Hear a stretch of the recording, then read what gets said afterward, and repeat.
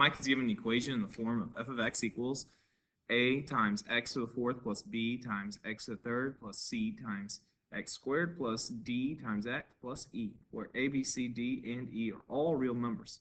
What is the greatest number of 0 and relative extrema in the function f of x?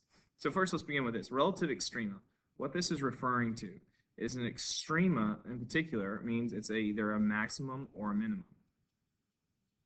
So either a maximum or a minimum in the graph would be considered an extrema. Relative means it does not have to be overall and max the entire graph. For example, if I take, let me just draw a quick sketch here. This here looks like an S-curve, so we'd usually assume it to be something that's x cubed graph. Would have a maximum here, a relative maximum, and this would be a relative minimum, okay? So this is a relative max, and this is a relative minimum.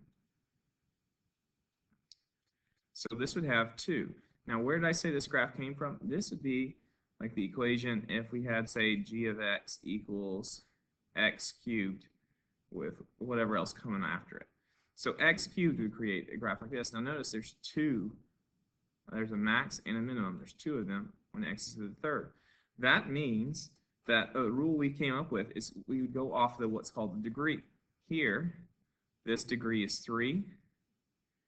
The degree is 3, which means it could have a maximum. There's can only be the greatest number of maximums and minimums of 2. So 2 is the greatest maxes and minimums. And as it concerns 0, if you think about zeros here for a second, let me put on an x-axis. If we had an x-axis through here, right now this would have 1 0. But notice I could align it to where, like right here, how many zeros does this now have? It has 3. It would have a 0. Change colors. It would have a 0 here. That's 1 0, 2 zeros, and 3 zeros. That's hard to see. Let me change colors here. 1, 2, and 3. 3 is the greatest, and I forgot number of zeros. Okay, so now let's go up to our problem up above. And this is the greatest number of maximum and mins. Up here, we check out first what the degree is. My degree, is listed here.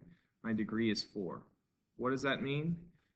If the degree is 4, I could have a maximum 4 zeros, max of 4 zeros. That's the greatest number, 4 zeros, and 3 extrema, meaning minimums or maximums. So this would be my answer written here for this particular problem. Not to be confused.